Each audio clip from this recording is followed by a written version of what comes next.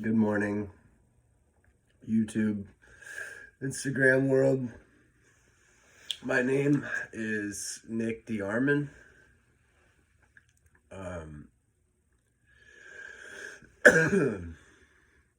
I just woke up.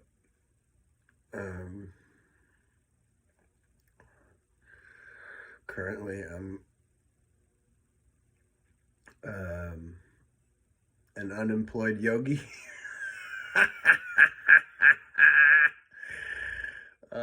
Thanks to the rampant outbreak of human fear.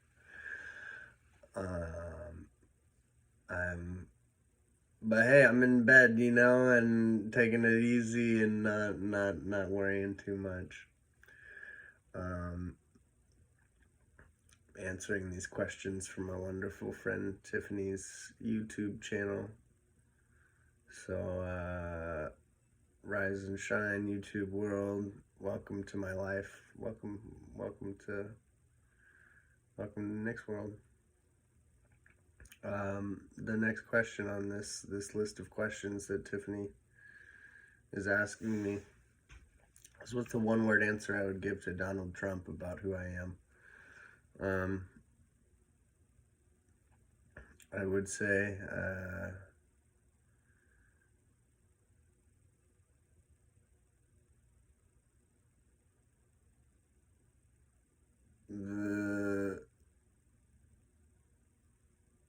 someone you know nothing about. I know that's not one word, but I don't care to be known by Donald Trump. I appreciate my lack of publicity in that regard. Question number 2 is, what is truth? What is truth? What does the word truth mean?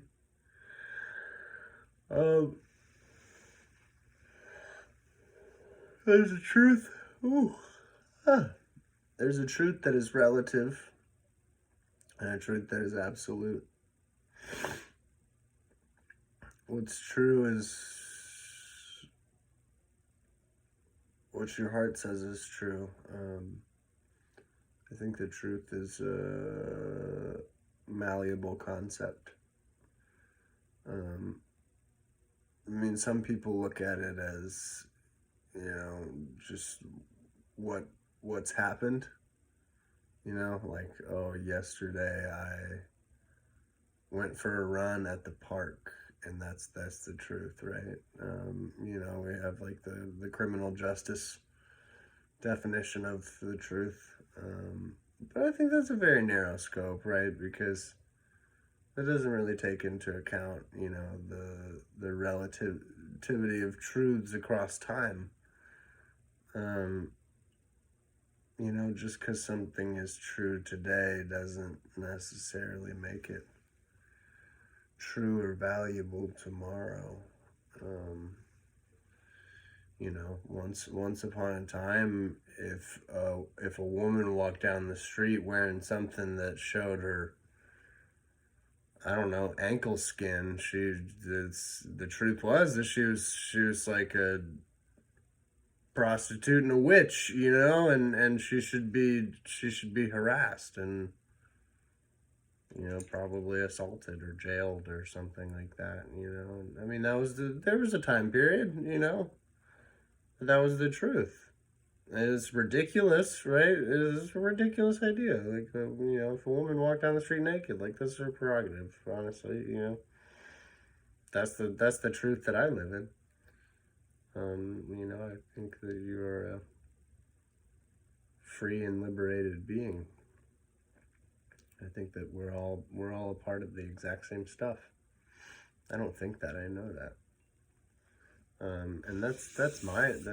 You want to call something my truth. I don't really know what that means when people say, "Oh, like," I think that's like a selective distinction in modern times.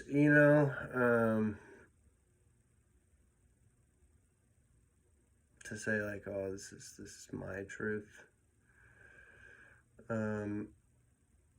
But I guess if I had to choose one, my truth would be that you're totally free and you're just waiting to realize it.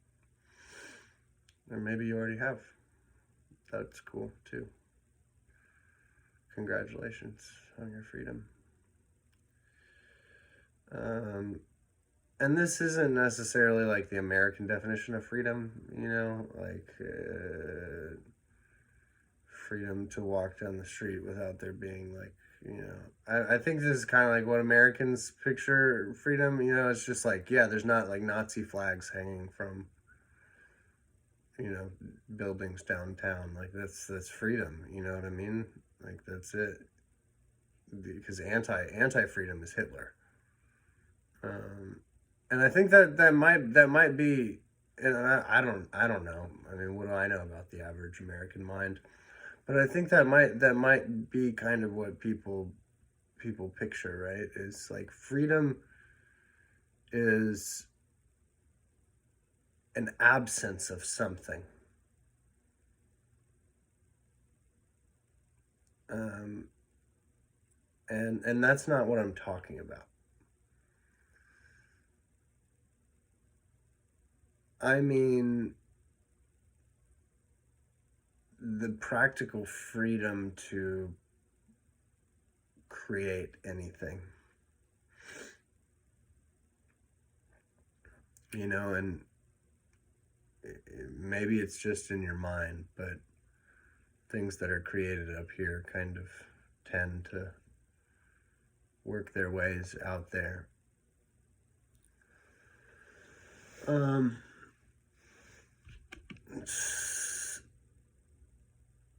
The next part of this question is do I share that truth no matter what? Why or why not? Yeah, absolutely. I think that everyone should know and practice, because the one thing in life that applies pretty widely across the board is that if you don't use it, you lose it. And I think freedom is a practical skill that you exercise. And I think we imagine that freedom means always doing the things that I like doing. Currently, I am exercising my freedom by not smoking cigarettes. I'm exercising my freedom to breathe fresh air from untainted, relatively untainted lungs. And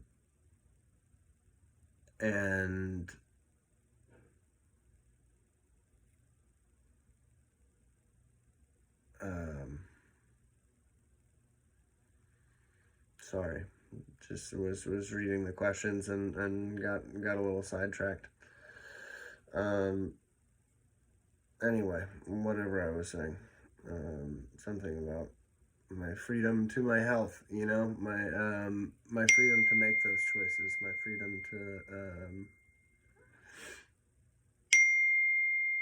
freedom to express and experience and create of my life what I choose. That's absolute freedom, and I think it's something that it does exist in an attitude, right? But it's not something that's necessarily written into your constitution to allow you to come to recognize. And I don't think it can be. I think it's something that you learn to express, right? It's an attitude that you carry toward the very idea of authority in general. That like this is, it doesn't matter what I want to express, I get to express it. It doesn't matter what I want to create, I get to create it. Um, and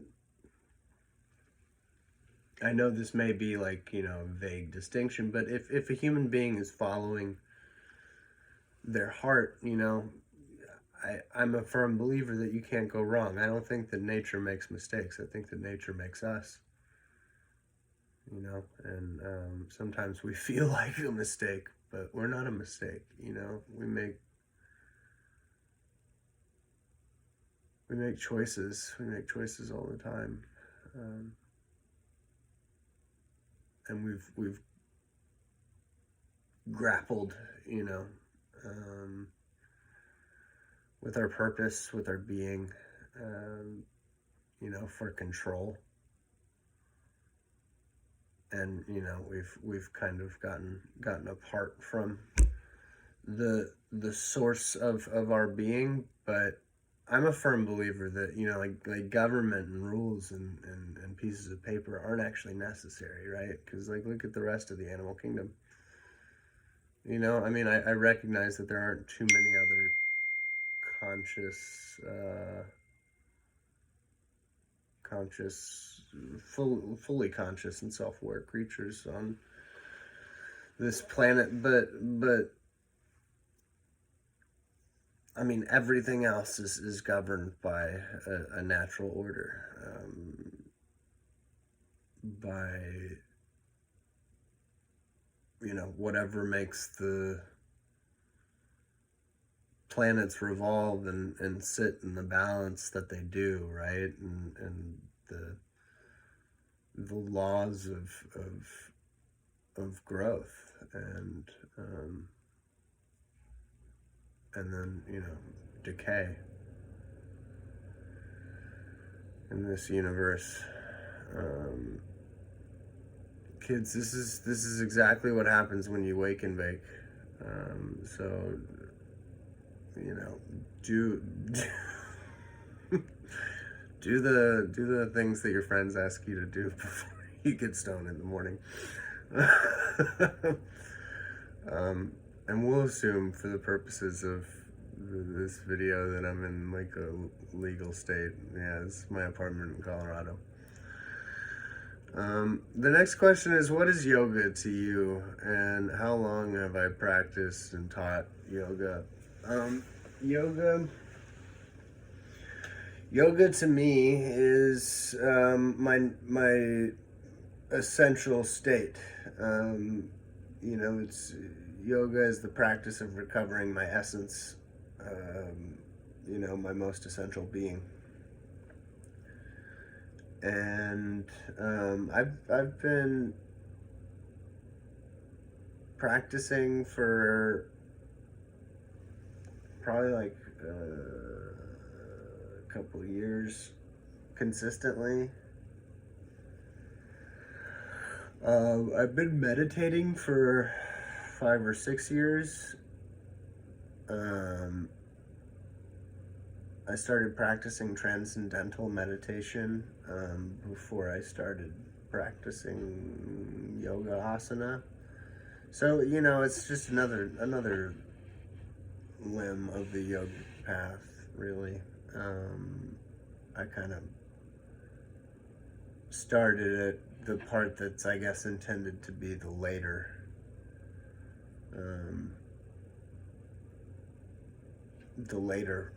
parts of the yogic practice and path. Anyway, I don't think it really matters. I think learning how to meditate before I started yoga allowed me to know what is meant by cultivating my attention, and like bringing all of my awareness into a body part. I could kind of understand. I had a sort of a, they call it a Kundalini awakening, several years in the past, before I even started doing any sort of formal yoga asana practice. It was just kind of relatively spontaneously through this meditation practice that I did. The second half of this question is why do I practice and teach. What's interesting is as I was reading that, I thought for a second it said, why do I have to practice and teach? Which I think would have also been an appropriate iteration of this question. Why do I have to practice and teach? I have to practice and teach because once you become aware of something, you can't look away from it. You can't unknow what you know, you know? The sort of sense impression exists there, and now you have to explore further. It's the sort of manifest destiny attitude, but applied within. That you have an infinite depth of information and wisdom and love, honestly, within you. You have this big old well of treasure, and it goes down, oh my god, forever and ever and ever. It's infinite, as far as I know, as far as any of us little three-dimensional beings know, that, you know, the inside of your mind has no boundaries unless you place them there. And that's why I have to practice and teach, you know? I mean, for me, yoga is about finding the universe within, right? And it turns out that the universe is an intelligent place. When am I most creative? Probably about 3 a.m., 3:30 in the morning, thereabouts.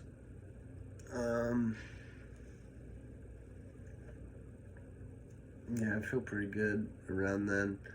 Honestly, I'm most creative when I'm most in my body. And I'm typically most in my body when there's either a significant depression and external stimulus, or there's, you know, a significant rise in inner body stimulus. It's really just where I can be in relation to, you know, what they call my center. I think when I do a lot of yoga and, you know, my energy is very active, you know, when I've been doing a lot of breathing and a lot of moving, I typically feel most creatively inspired. And I think it's really mostly because of that quality of awareness, that I'm aware of what's going on around me, so it's easier to be inspired, you know? I'm not like lulled into this sleep, because realistically the amount of stimulus that exists out there is enough to put you in a sort of waking coma. That's 21st century life, you know, in a big city. There's enough stuff going on to really scare your consciousness into making itself really small.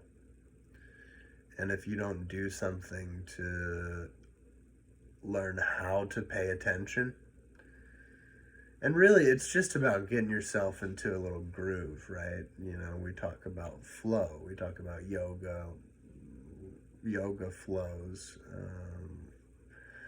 flow states, creative flow, you know, flow-oriented things. And the truth is that, you know, there's a bunch of stuff floating around in space here, and, you know, we call this stuff by certain names, but there's some stuff that, like, we can't see that does unquestionably move, if nowhere else, through our bodies. And practices like yoga help you generate this stuff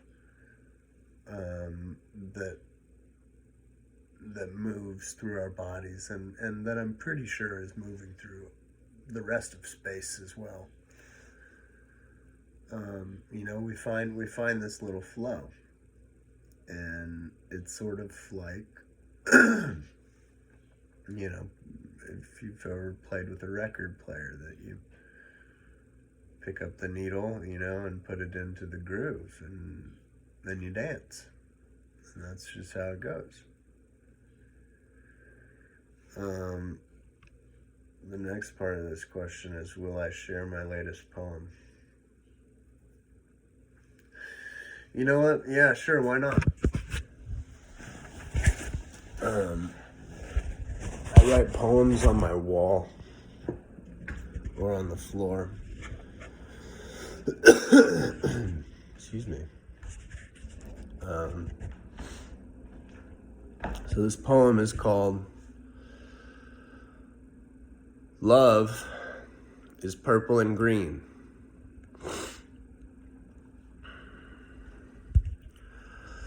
My love, oh my beautiful love, can you see us from where I see us now, across the infinite expanse of time, timeless and without origin? Can't you see, my love, it is us, sitting there in the center, yab-yum conjoined at the very source. The power of our love is the power of the universe. Me inside of you is what makes the stars shine, love. And all it ever took was just an instance of honesty to hook us up in the cockpit of that starry dynamo of night, so the world may know its own life and meaning. Could I be dreaming, deluded by some lost chemistry in me, or can it be seen by you too? You and me and you, plugged into each other, only each other, ever one another. My love, can you see how I met you and painted bucolic visions over your eyes so I could walk away just long enough to let the traces of childhood fade? They needed to be doused, snuffed, that's more like it. You see, while I was gone, a man who looked like me let you go. Because like a child, he wanted to see if it was real. If you really love me. While I was off asking myself the same thing. Then one morning, in a green and purple flash of vision, I saw you return as I returned. So triumphantly in your confidence and she-ness. I saw you. I see you. And I vow to never look away. And today, on a cold spring street, I was given the gift of vision. I saw the future of you and me, pushing a joyful child of our own that we create from the erotic, visceral solace that lights the night and the days. And he is beautiful because we are beautiful. We fill a home, a whole world, with the colloidal soup of our natural love, and so all else takes on that shade of purple and green, spiraling through the dull murmur of time, making everything bright because I love you. I see you, my love, and I'll never look away. I will carry you to the highest mountain so we can share promises directly beneath heaven. And we shall rain our love down on the world and bathe in the infinite ejaculatory love bath we make with our time here. Hand in hand, we'll raise a new reality until it is time to depart to the final step up and then we will soar together and float in one another's being until all being is just one.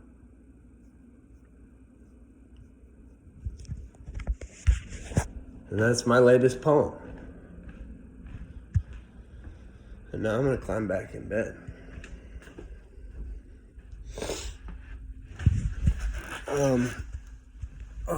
So thank you for listening, for sharing.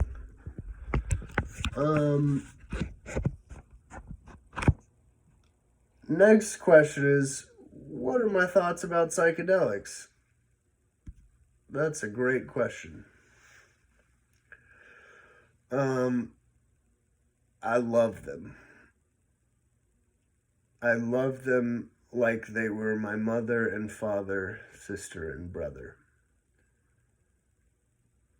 I love them like the grandparents that I never had. I love them like the school teachers who scarcely existed, that actually taught me something, and that actually cared enough to teach me something.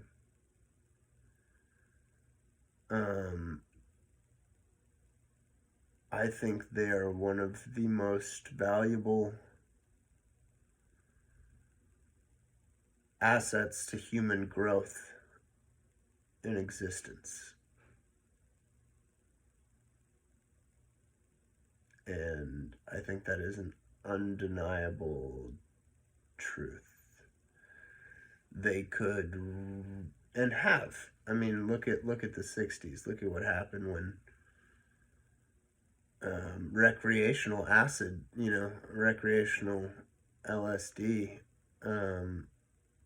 was trendy. An entire generation sort of turned against the way things were. But I think when properly administered, the therapeutic benefits are enormous, really huge.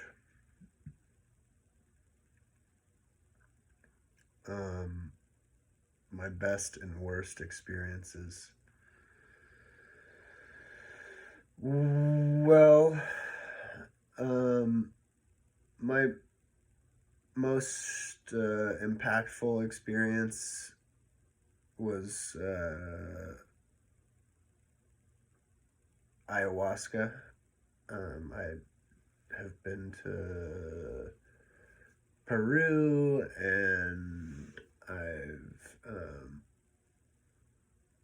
experienced some ceremonies in other places, and it's an intelligent plant. I think it's important to recognize that, like, these things are medicine. They're not drugs. Real psychedelic experiences are typically not what you would classically define as recreational. They're typically quite challenging. It almost feels like undergoing the trials and tribulations of like a Greek myth, inside your own mind, right? You can kind of imagine going on this internal odyssey, and encountering all of these intense challenges, and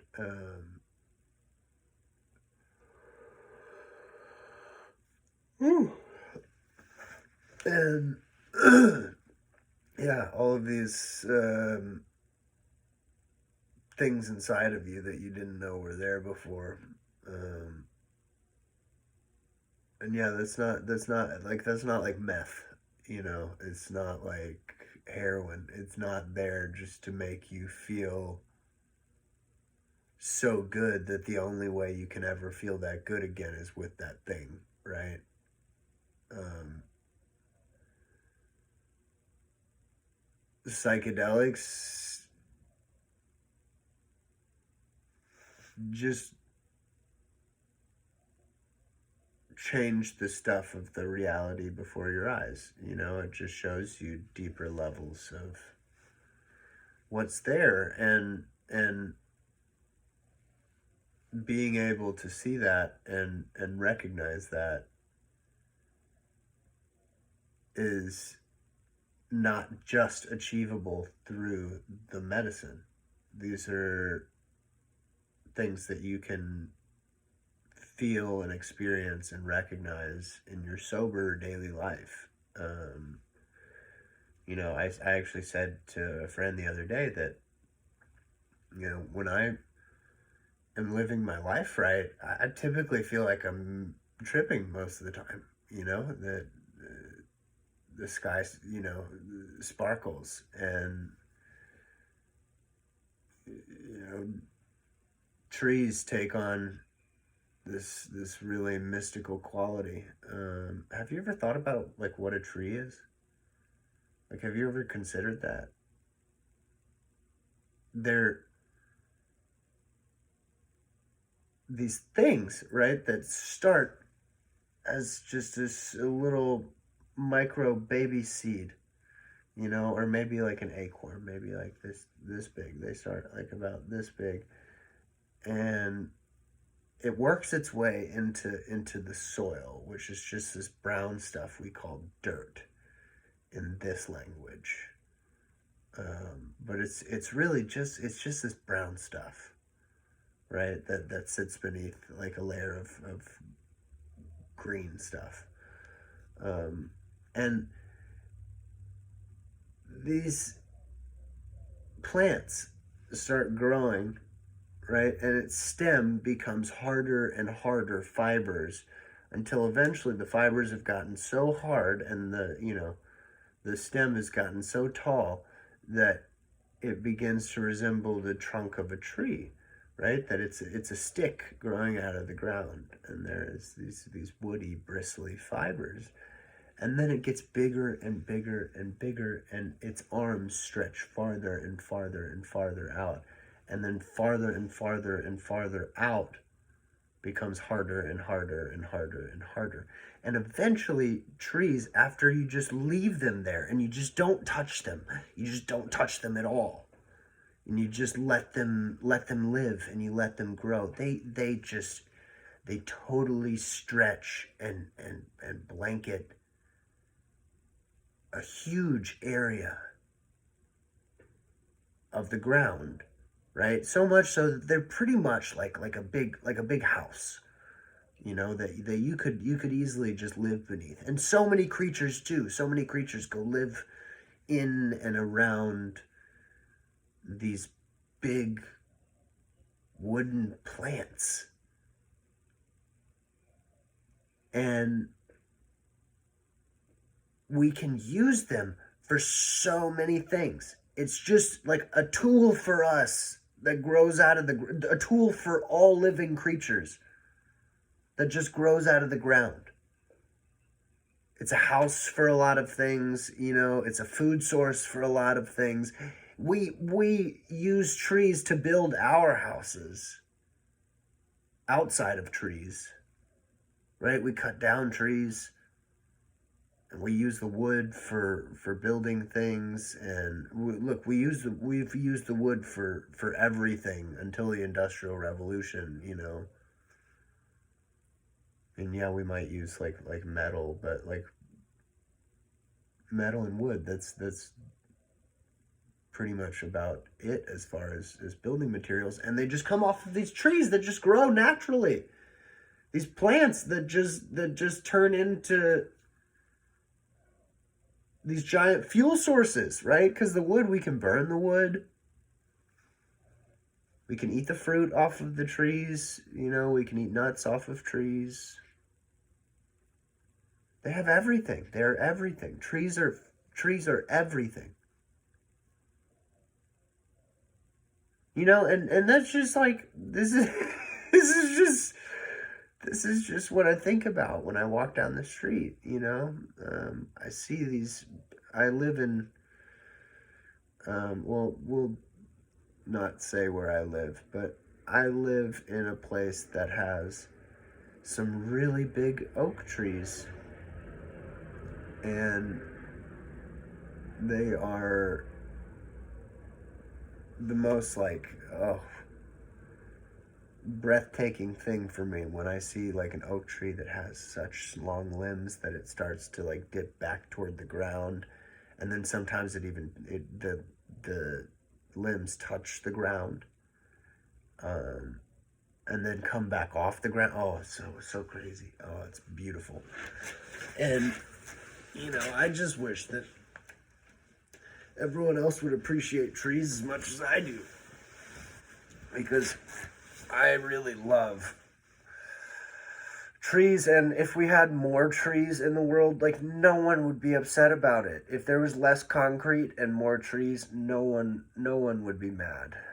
I promise. Like, even if we had like really well defined dirt roads everywhere and we didn't have to have concrete at all, I don't think many people would be that upset about it. I think we could totally do that.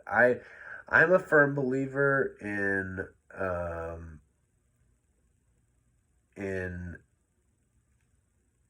less technology tends to be better for more. Like, if you look at the way that our technology and our progress is impacting nature, for example, we have to keep that in mind. We have a large responsibility, in our as ecological hosts, um, that we're, apparently one of the more intelligent species on this planet, and it's important that we recognize that and act as it, instead of just being big children destroying the house while mother's away. Um, anyway, best and worst experiences. Best experience was losing every was an absolute ego death. Ego death is what they call it, where these medicines can, sort of rearrange who you understand yourself to be in a way. And sure, I mean, if you're very ego driven and very attached to some idea about who you are, as it's attached to how you're thinking, which a lot of people are. You're not alone, but just a little helpful hint: you're not your personality. This thing you say or this thing you do is not who you are. Um, but it's really liberating to let go of all of those things, and sometimes that can be hard. You would have to kind of get yourself to a deep state of meditation, to a deep into a flow state, to really liberate yourself from your personality and who you think you are. But these plants and medicines can do that for you sometimes. And I've had that happen where I had no concept of like what I do on this planet, like who my parents are, or where I live, or like what my cat's name is, or what my bed looks like, or any of these things, the hobbies that I had, or the people that I knew and stuff. It would just take all of those things away, and you're really freaked out as it's slipping away, right? You keep wanting to reach for it and be like, no, no, no, that's mine. That's who. Oh, yeah, that was who. Wait, but and once it's all gone, you look around and you're like, oh shit, I'm still here. You know, I'm still here experiencing something. I'm still here perceiving something.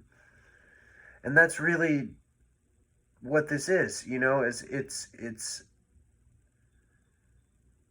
a universe full of life, you know, and there's just me traversing different life forms over and over and over again. We're all a me to ourselves, you know what I mean? And we're all the perceiver of our experience. The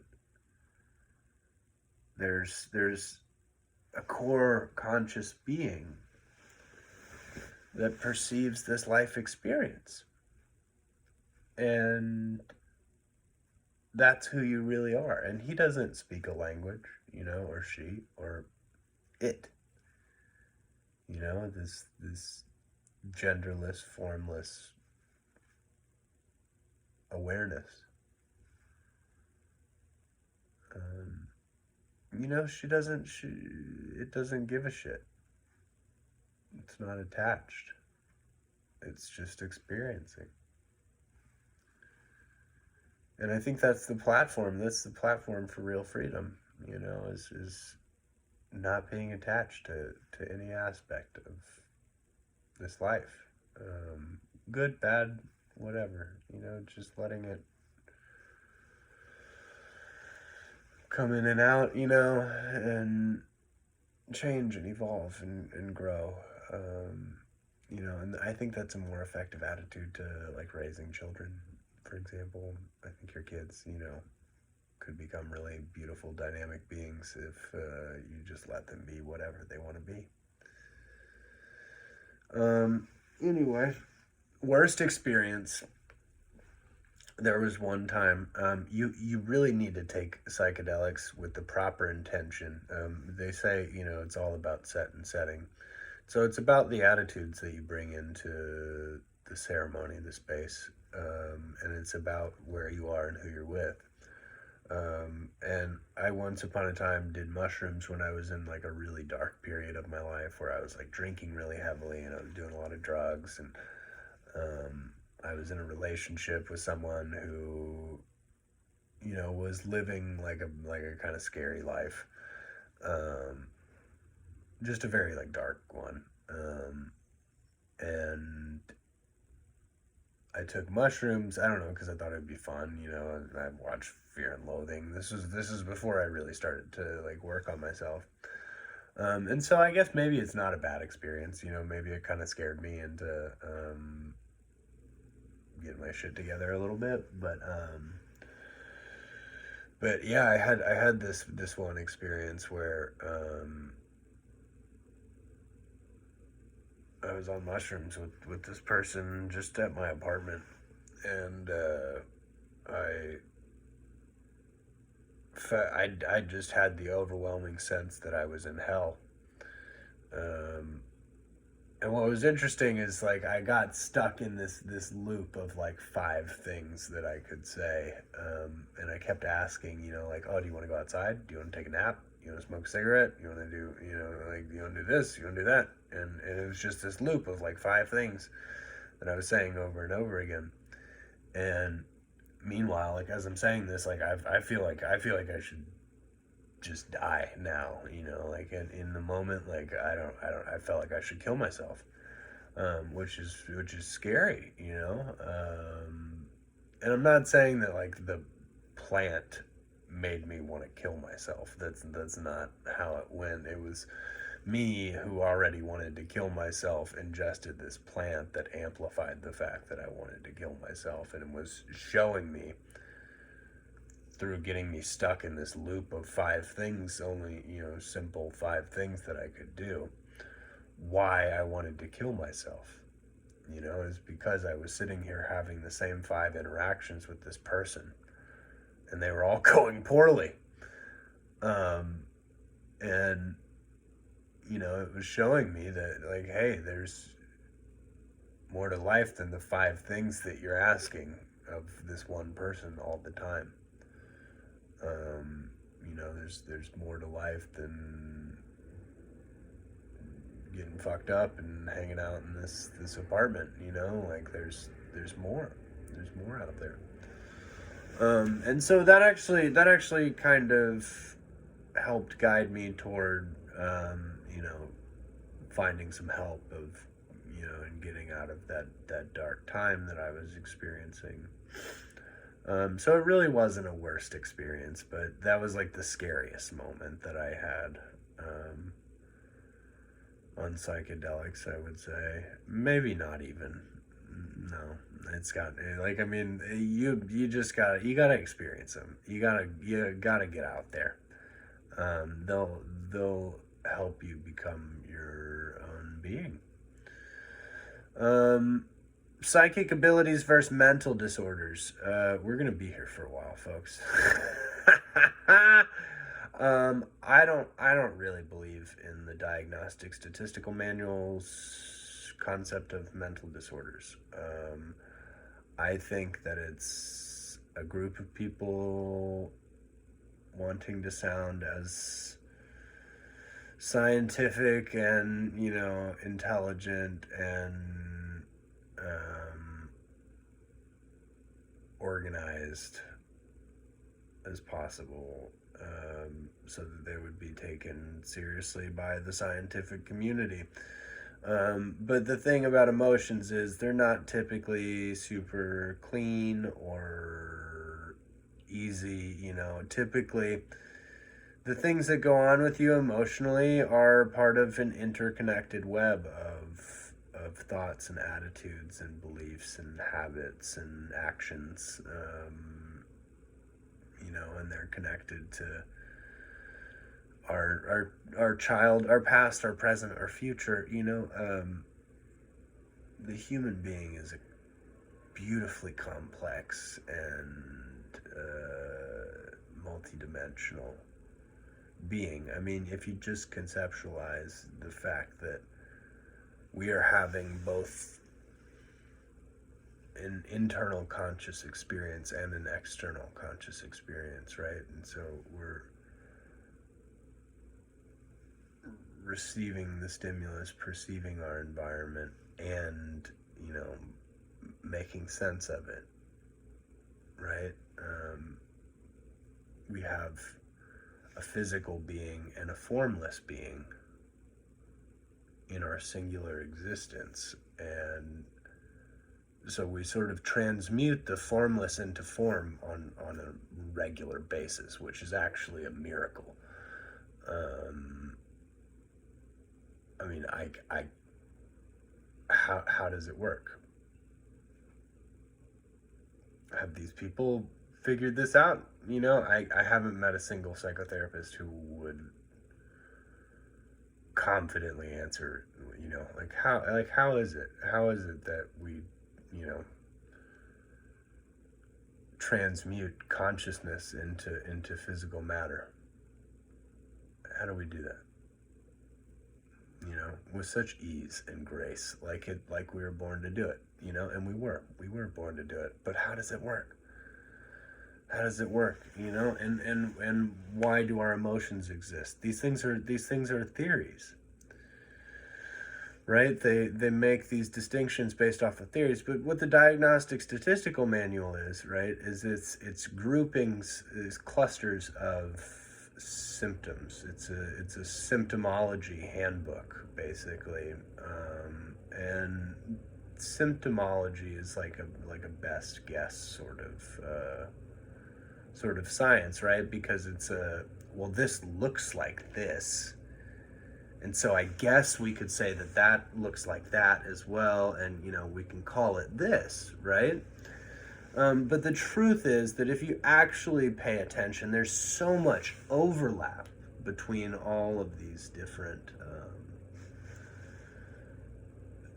you know, classifications and distinctions that essentially, in a lot of, it's a really muddy science, and I hesitate to even call it a science.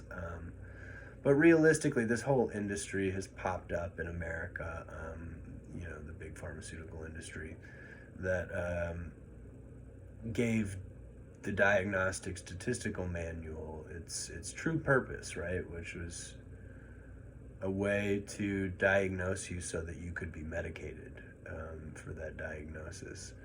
And for anyone who's experienced a vast array of psychotropic medications, and I don't even want to call them medications. I'll call those drugs, because in my opinion, those are drugs, because they do not perform any sort of lasting benefit.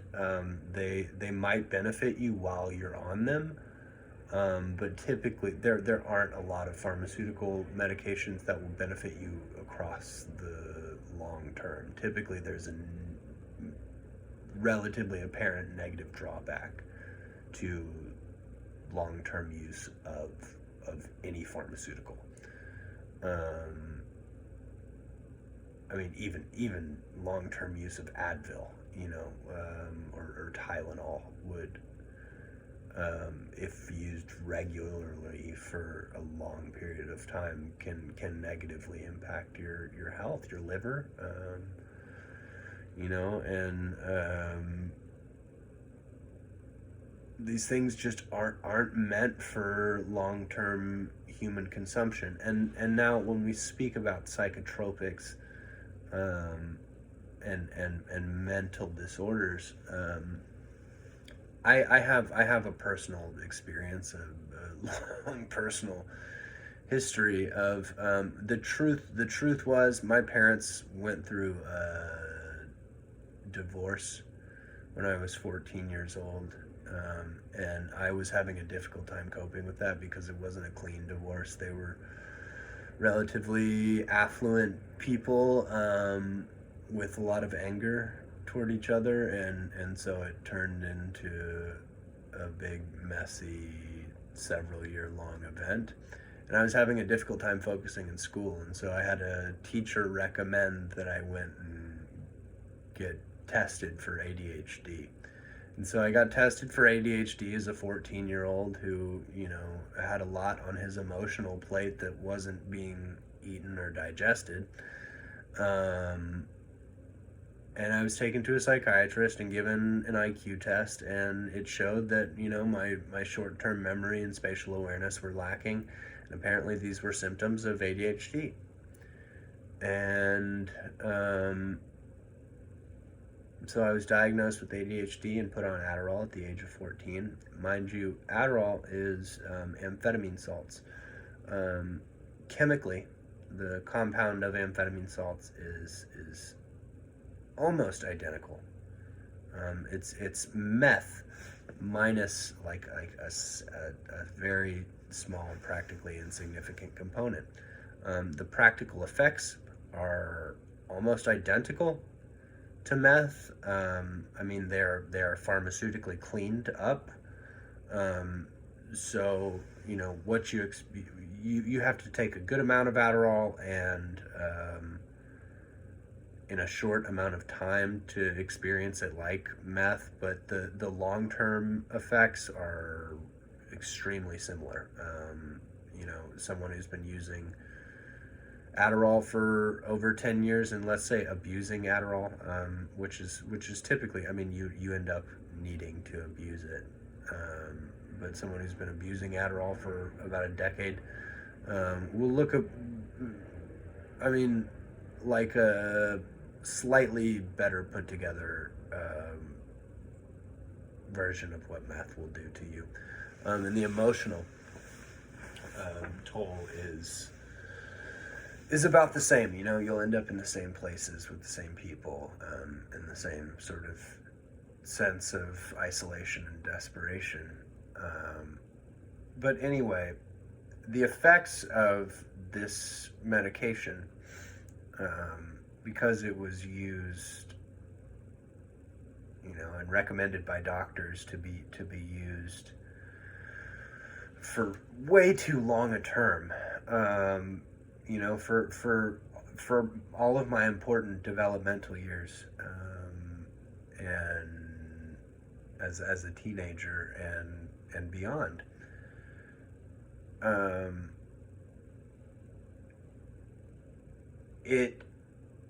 started to shape the way that my mind was thinking, the way that my priorities unfolded, the way that I related to myself in that time period, and I started developing these sort of neurotic qualities, and having these difficulties with emotional regulation and balance.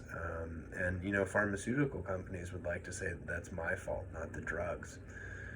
That it's like the host of the drug's fault, not the drug itself. But I found myself increasingly dopamine deficient. I found myself unable to sleep most of the time. And so, I started feeling pretty awful and started needing something to counteract the effects of the medications that I was on. And so that led me down, a really wild path of experience with myself and addiction and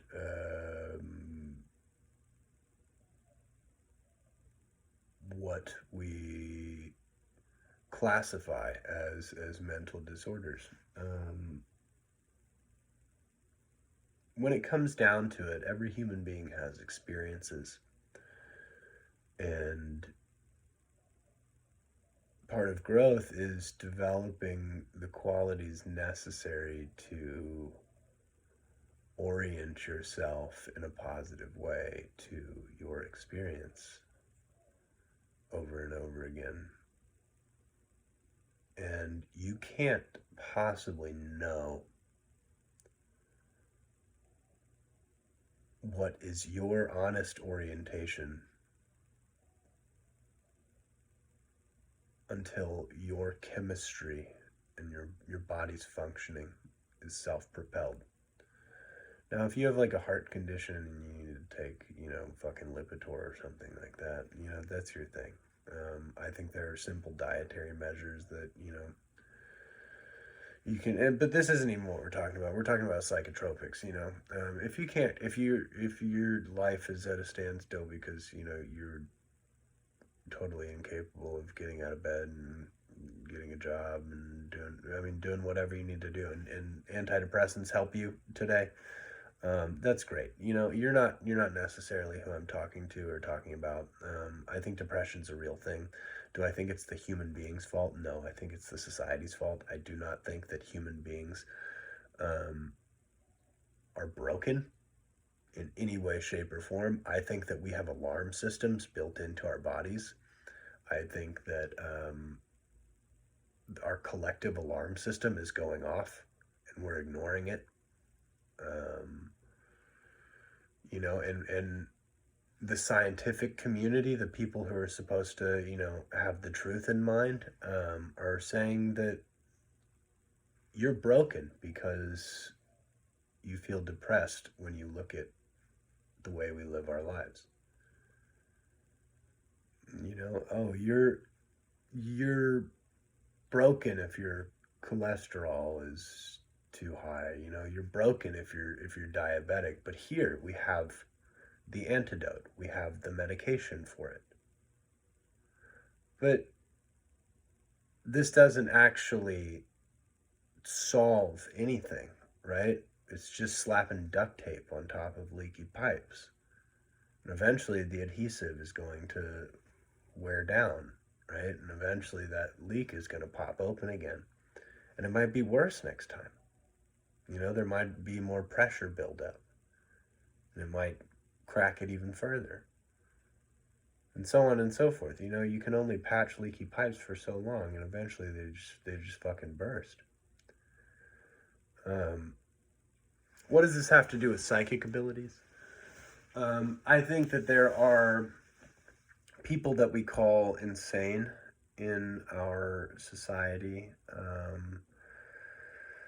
that just aren't given the time or circumstance to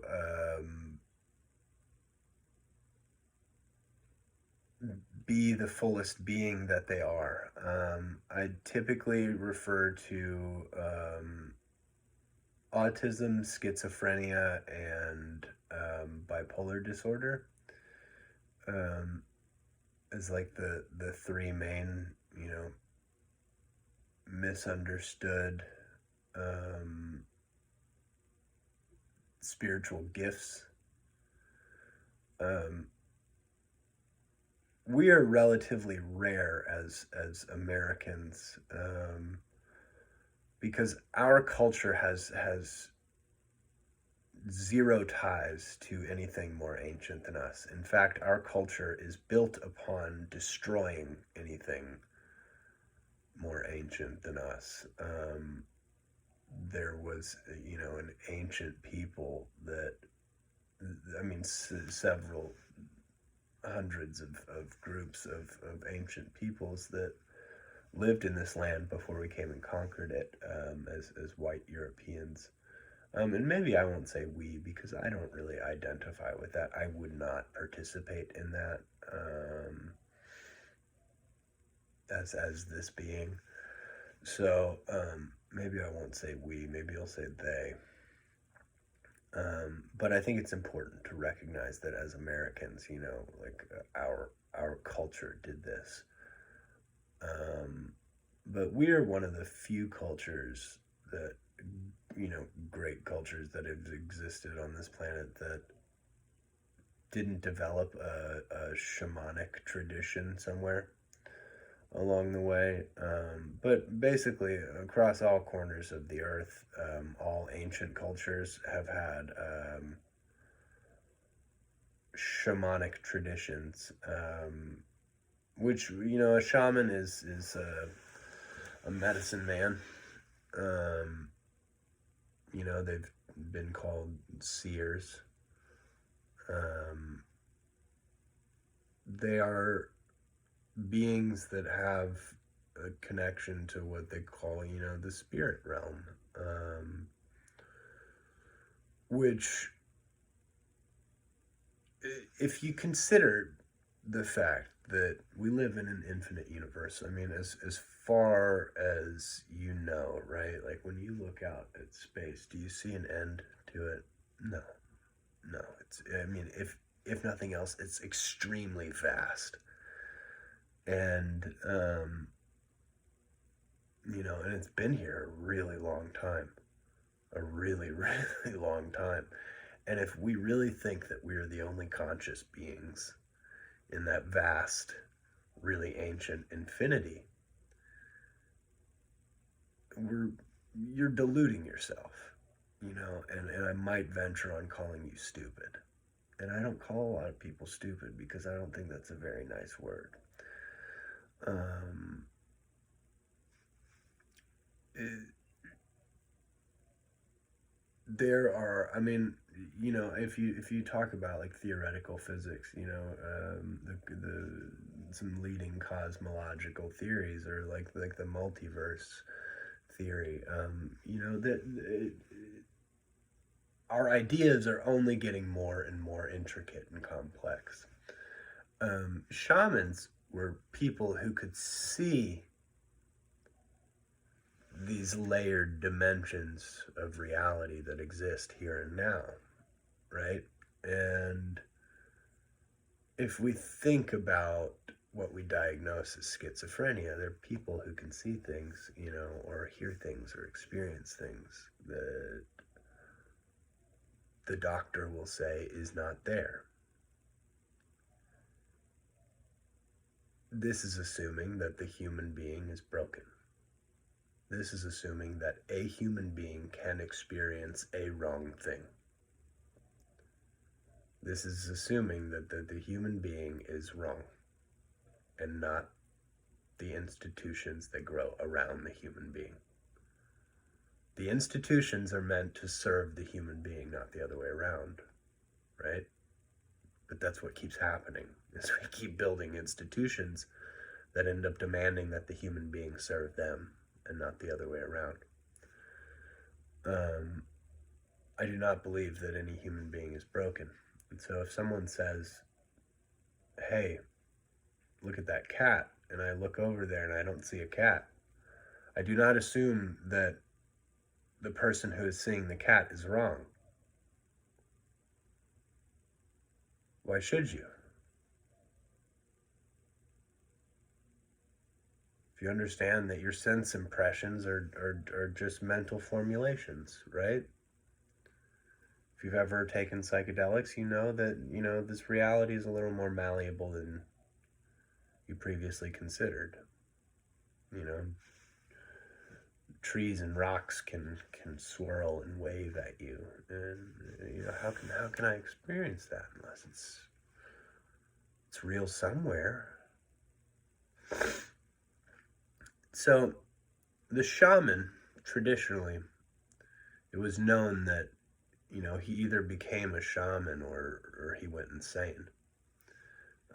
And so if you don't give these qualities of sort of super sight, or super sentience, which like some people with bipolar, they feel a lot. They feel the full spectrum of emotions, and and with autism, the social rules and social understandings are different, and there can be like really heightened speeds of processing, and these things that we're saying are defects or mistakes in some way are actually great gifts, and have such wonderful applications. But to see that would require valuing something more than profitability. You can't profit off of a human being that, couldn't give two shit about the stock price of Amazon. He's a less profitable being if he's in no way concerned with the plane of reality that you're experiencing. If he's not really concerned with being a consumer, he's not useful here. He must not be useful anywhere. But that's not true. It's reality is like a stack of papers. And we just live on one. And so the shaman, and what we call the schizophrenic, can just see more than one piece of paper at a time. How cool is that? Isn't that amazing? So my attitude toward mental disorders is investigate further. You don't have to believe me. You don't have to agree with me. And you can tell me your story about your schizophrenic uncle who smeared shit on the walls. Look, what I'm saying is, if channeled properly, if worked with properly, and that's what's important in my mind about yoga and meditation, and working with plant medicines, is they give an outlet and a purpose to some of these abilities. They help it manifest in a cleaner way. My attitude toward vices, I've had many. I've had plenty. They're just distractions. Take them away when you're ready, and you'll know when you're ready. Don't deny yourself the ability to take away your vices. You're an infinite being. You are infinitely strong. It's all about creating the right dialogue for yourself, and letting yourself have a full experience.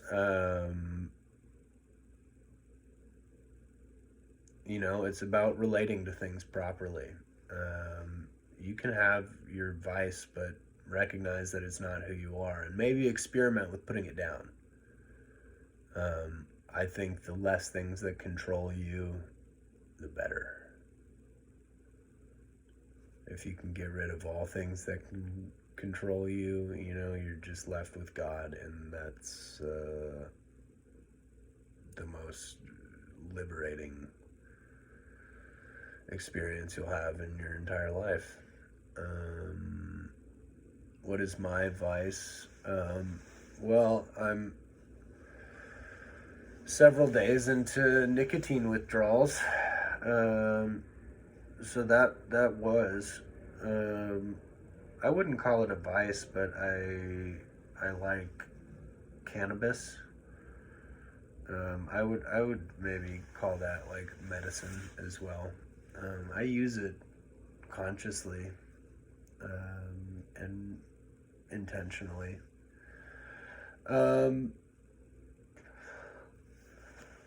My vice, maybe chocolate. I like chocolate. I wouldn't call that a vice though either, because cacao is good for you. And I think if you consume everything in moderation, including moderation, you end up being a healthy and happy being.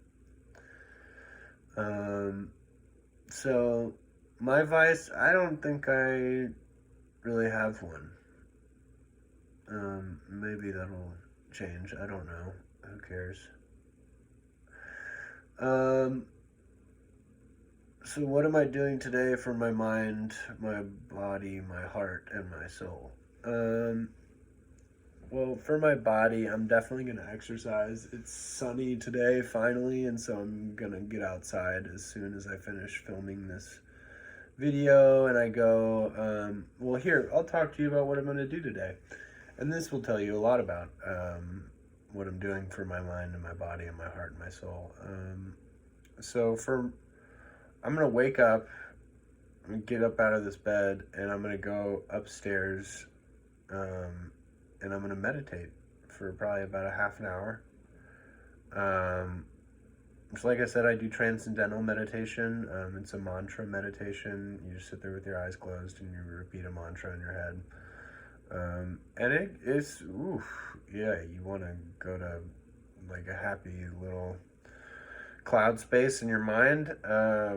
That's the practice that'll get you there. And I don't think it's not the only meditation practice that I do. I'll probably do some like chanting as well, like out loud. That like mantras that aren't my TM mantra,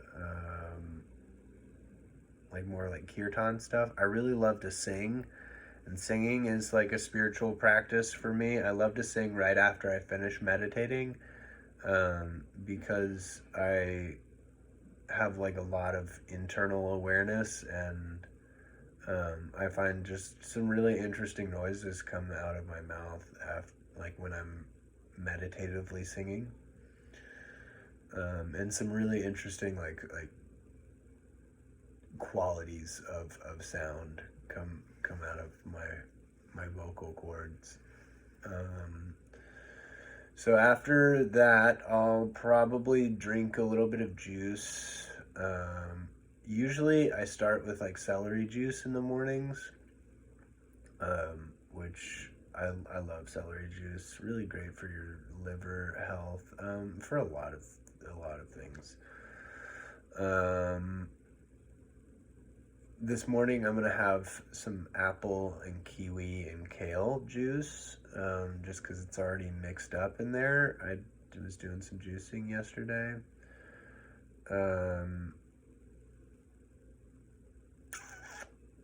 Yeah, maybe I'll make a smoothie, but I'll probably wait on the smoothie. And then I'll take a cold shower. Cold showers are a fantastic way to start your day, like really just to get your engine revved up. Especially in this time where people are really paranoid about germs and health. Let me like briefly maybe touch on that, because I think human fear allows really intelligent people to ignore logic. Um, it doesn't really matter as long as you're in whatever small way connected to the world.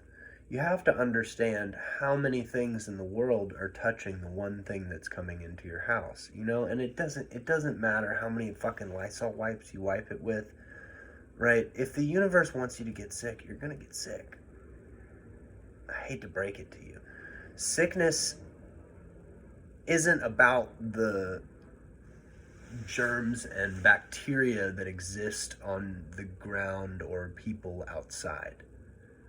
Okay, sickness and bad bacteria exists within a sick body, right? So, totally healthy bodies are not susceptible to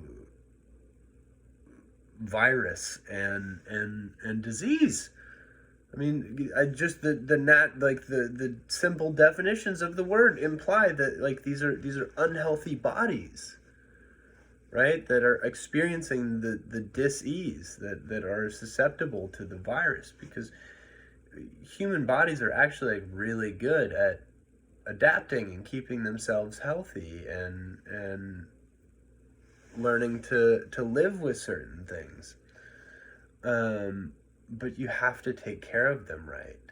And I think juicing is really important, making sure that all of your body's nutritional needs are met and all of its micronutritional needs are met. We have a tendency to eat only really palatable foods in this country, and therefore we miss out on a lot of the micronutritional needs that allow us to really live more wholesome and healthy lives. And so, it has a lot to do with your nutrition, but it also has to do with, there are a lot of these little hacks that you can do to keep you healthy and keep you really happy and positively stimulated. Cold showers are one of them. Cold therapies generally are one of them. I really love, I started doing cold showers a while ago. I would do like ice baths and stuff like that. I used to do different athletics and weightlifting. I used to be like bigger and buffer and, love lifting heavy things off the floor. I pick things up and I put them down. That kind of guy. And we would take ice baths all the time. But I did some research and learned some things about just the process that was happening in these ice baths, right, and cold therapies. And I remember seeing this video of this guy, Dmitry Klakov, who's a Russian weightlifter, and his father was also like a prized Russian weightlifter, and his dad was shown in this documentary saying, when Dmitry was very young boy, I would have him jump in the icy fountain in the morning. And that's what he would do. He would just go toss his kid into an icy Russian fountain every single morning to wake him up. And this dude is probably now in his early 40s, thereabouts, like he's just on the cusp of where he's gonna start like getting gray hair and stuff. And he is, like so energetic and way fucking stronger than any of his of his younger counterparts. I mean, this dude can snatch like hundreds of kilos on a barbell with a single arm, which is like insane. but so I started to look into cold therapies, and I started taking cold showers, just because I realized the simple application of doing something difficult every morning, and how that begins to shape your sense of resolve and your attitudes. Like I said earlier in this little chat, there's this principle in life that goes, if you don't use it, you lose it.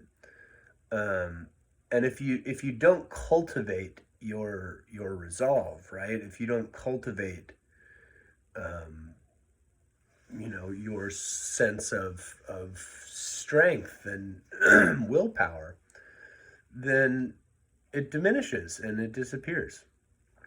If you want to be more flexible and adaptable, and if you want to feel, um, if you want to cultivate a little more of that I can attitude, start your day with a cold shower. And not only will it have these nice, emotional sort of, ooh, I did something, difficult, and I overcame this challenge this morning sort of feeling, but the physiological benefits are fantastic.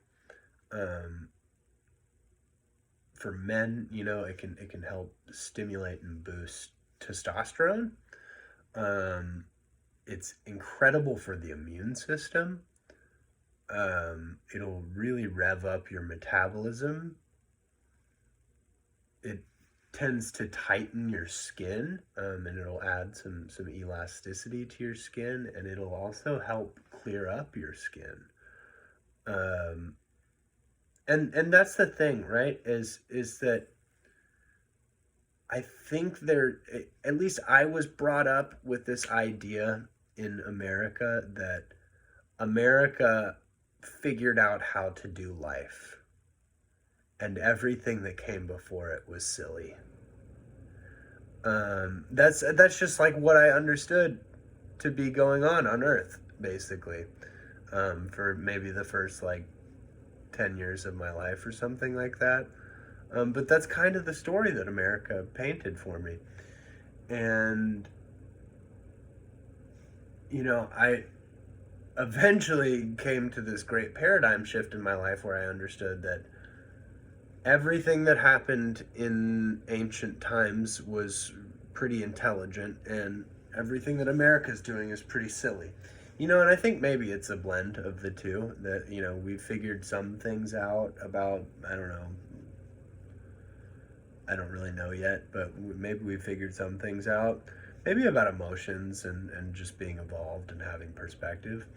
But like, ancients knew what they were talking about. And like Chinese medicine, for example, a lot of it's just like body hacks. They just know the right buttons to push. You know what I mean? And there's a lot that you can do with just manipulating your energy in various ways. And cold therapy is this cool way in which you sort of hit like a reboot button on your body and just start all of the engines up fresh. It really gets your respiration going, and I mean, increasing the amount of oxygen in your body is unquestionably going to make you happier and healthier and better focused. Your body runs on oxygen.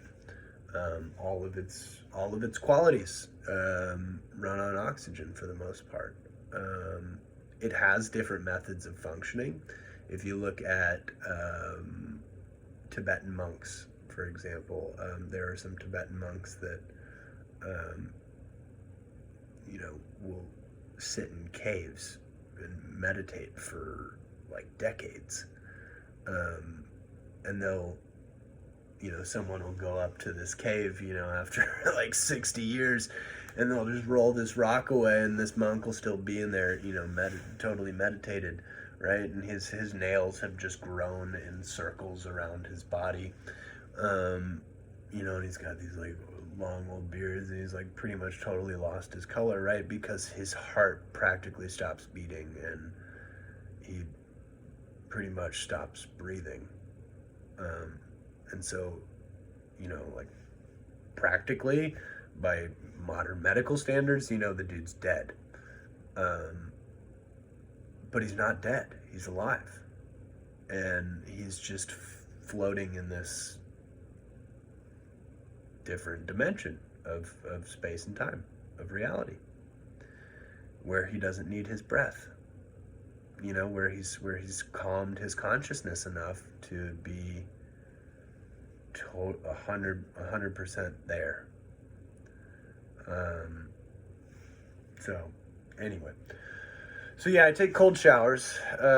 You feel so energized after, and it's one of those things where like the more you do it, the more you want of it, and you want it to be colder. And so like now that it's getting a little warmer outside, I'll probably do an ice bath today. I'll do my cold shower as well. I like to do ice baths like after I work out. They're a great flush for your system, and you can actually feel it happening, you know, where all of your blood redirects to your organs. And so it all goes into the internal system for a minute, into your core, and it drains from your limbs and from your head and all this stuff. And you're just breathing and oxygenating, and then when you get out of it, or even as you breathe, if you're really trained at breathing, so I practice some of like Wim Hof breathing, and I mean yoga breathing. I've done a lot of breath work, and so if you've really trained your lungs, you can really keep yourself oxygenated through the ice bath, and you can start to direct, you know, with your breath, the flush of energy through your limbs, of blood, of circulation, of electricity flowing through your limbs. But once you get out, you know, it just all floods back into your extremities, and you're high. You get high. You feel euphoric. It feels amazing, and if you keep breathing as well, oh my gosh, like you tingle. You feel like you float away on a cloud. It's incredible. Please go try it. Make sure you do your breathing first. I would suggest go watch a YouTube video on Wim Hof, or maybe, you know, talk to Tiffany, and I'll do some videos on her YouTube channel. So after my cold shower, I'll probably have like a smoothie or something like that. Sometimes I like to do fasting cardio, so I like to go for a jog or something like that before I eat. Which I think, I try to just practice intuitive eating. I eat what my body wants when it wants it. I trust my body's cravings. And so I don't always eat like before noon. You know, some mornings I have slower mornings like this one, where I just talk at my phone for an hour and a half. Wow, this has been a lot longer than I think it was supposed to be. I think she said it was supposed to be like 30 minutes. Oops, not sorry. I'll go exercise. So I teach yoga and I do yoga. Yoga is not the best way to stay fit and strong. You know, it has its limits, and limitations, and so I like to supplement with different forms of cardiovascular exercise. It will make you better at anything that you're doing. I don't necessarily recommend that it be the only thing that you do. If you want to get really good at yoga, go get really good at yoga. But like eventually you're gonna figure out that you need something else. So I do some strength work. I like to lift weights. I like to lift heavy things off the ground. I use kettlebells a lot. I really love kettlebells. I think they're such flexible strength tools, and they really will keep you very strong for relatively minimal output. you know. I think it's the most bang for your buck that you can really get in terms of full body strength. Um, I also do a sort of holistic movement practice. It's the methodology of a man, well, sort of the methodology of a man named Ido Portal. Um, he combined his thing, right, is he's like, I don't just like jujitsu, right? Or I don't just like to do capoeira, or I don't just like to dance, or just like to do circus acrobatics, right? Like I like to move. And so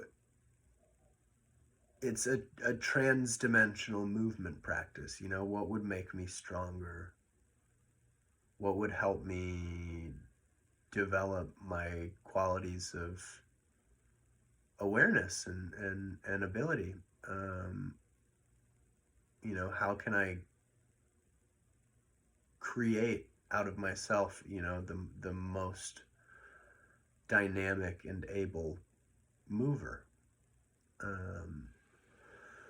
And so it uses, some brain games, sometimes, like boxing drills, capoeira movements, some yoga things, some circus drills, handstands, um, all sorts of, all multidisciplinary. And it's really just about finding movements that will add to your repertoire and practicing them. And then when you get good at them, sort of, leaving them where they are, and you can revisit them, but just constantly finding new movements to perform and new ways to expand.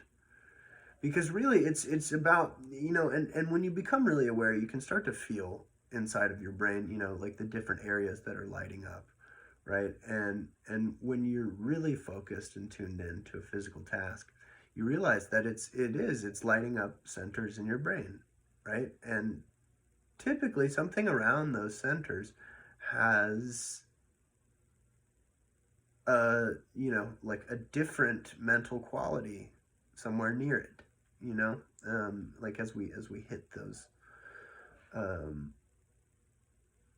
little motor centers, we're cultivating more qualities than just the movement, right? We're cultivating a quality of attention, of awareness, of emotion, um, in the expression of the movement. And you'll really see how moving in a certain way, because we're always moving. Think about that for a moment, that you're always moving. You're always moving. Even when you're asleep, you're moving. You're moving your breath, and sometimes moving your body, and sometimes moving farts. You're moving all the time. And the best thing that you can do for yourself on earth is get better at moving, because it'll help you live longer. It will help you be more capable, be more adaptable. That's the idea, right? Is to build ourselves into stronger, more adaptable, more capable beings. And that way we can, live longer across time. Or, I guess you can hope that you cultivate multi-generational wealth that allows your family to sustain itself. That's, if that's your way of doing things, who am I to say different? Go ahead. Anyway, so yeah, I do this movement, and that keeps you pretty strong. It's got a lot of calisthenics built into it, and it helps sort of to minimize some of the flexibility, stretching and stuff like that. I don't have to stretch like a whole lot to stay relatively flexible. Squat, that's a great thing that you could be doing that I do for my health. I squat often. Sit less, squat more.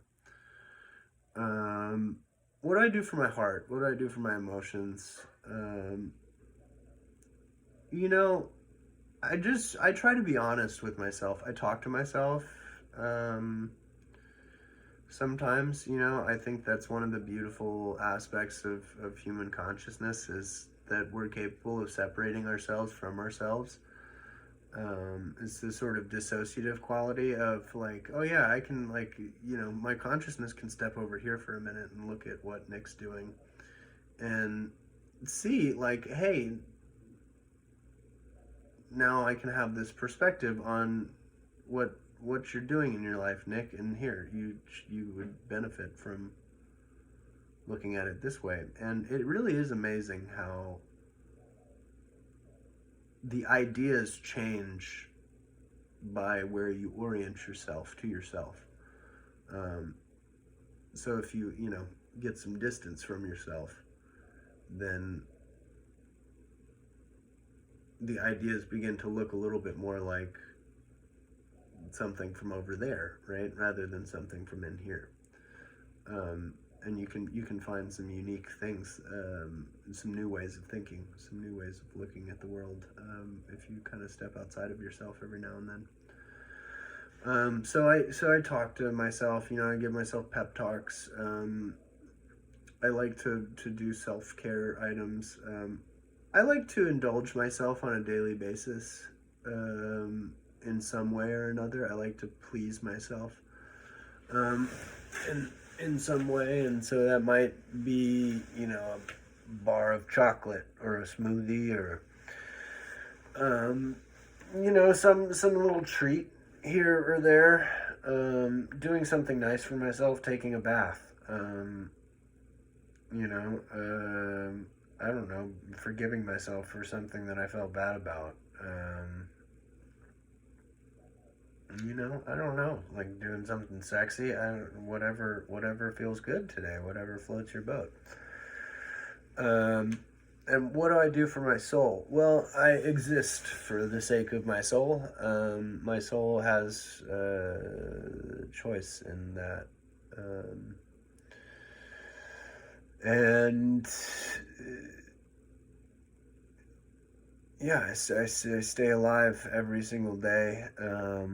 I do not compromise on my values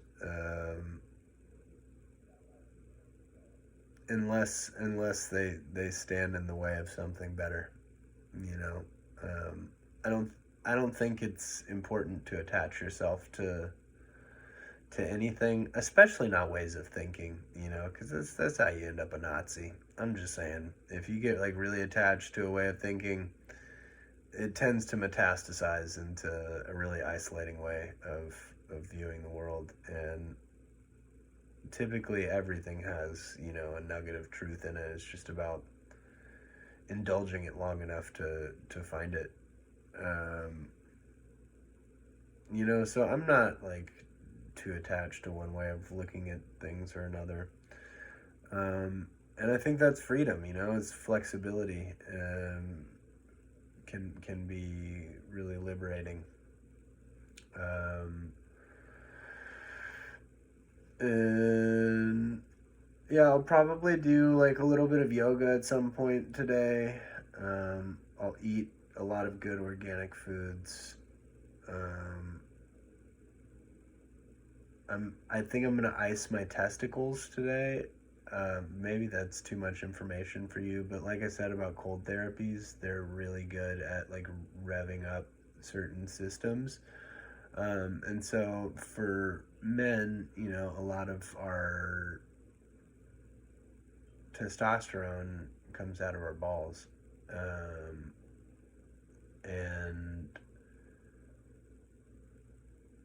you can ramp up like sperm production and testosterone production by icing the testicles. So like when the core temperature of the testes drop and then ascends again, it's like starting over the process of testosterone and sperm creation for the day. And so the body thinks that it needs to produce more. Um, and not all men need more testosterone. Not all men need to do this. But it can be helpful, and it can actually like help the male body recover faster and rebuild faster and be a little bit more adaptive. So I'll probably ice my testicles today. I think that sounds like, and honestly, it doesn't. It's not that bad. It's not like it feels kind of cool. Um, I I have plans to work out with my lady friend. Um, and so I think loving on people is a really important practice. Giving out the love that I receive is a really important practice for me and for my soul. That's really all I'm very interested in doing here. I mean, I know that this maybe not the only aspect of life that requires attention, but I think it's really the most important one. I would sacrifice just about anything for some love. Um, I would let go of a lot of things for the real special forms of love. I would let go of jobs and people and cars and houses, just to love someone and you know be be in that place of being seen, and knowing that you're loved as well. Um, I like affirmations. Affirmations are really important. I like to do them while I run. Um, it's kind of like a two birds stoned at once sort of scenario. Um, because sometimes I forget to do my affirmations, and sometimes I have a difficult time keeping my mind in the moment while I'm running. And so, it's like chanting a mantra, of just reminding myself of all of the beautiful qualities that my life can have. Um, that I am loved, that I am capable, that I am healthy, that I am wealthy, that I am beautiful, that I am talented, that I have access to genius, that all of the things that I love. If it's not an affirmation, it can be a gratitude list. And how grateful I am for my body, and how grateful I am for nature and for trees. Oh my God, have we talked about trees? Trees are incredible. Do you know what they are? They're like these giant fractals, and then they reach down into the ground and they just like keep going. Have you seen sometimes there are these trees where like they're built, they've built like concrete around all of these trees, and the roots are just like there on the surface, and it just looks like this like primordial wooden goop just pooled up on the ground. Oh, how incredible. Why do I wake up in the morning? Right now it sounds like trees. I think I wake up for trees. I wake up for the sake of love would be the primary motivation. That's what we're out here to find and to roll around in. Is I wake up for fun. If life isn't fun, I don't think that it's really worth living. I don't think I would rather die than live a miserable life. Um, I think you can find joy in small ways everywhere you go. Like how joyful is it that I've sat in bed for like the last 2 hours just filming a YouTube video? Isn't that incredible? Like how fun is that? Um,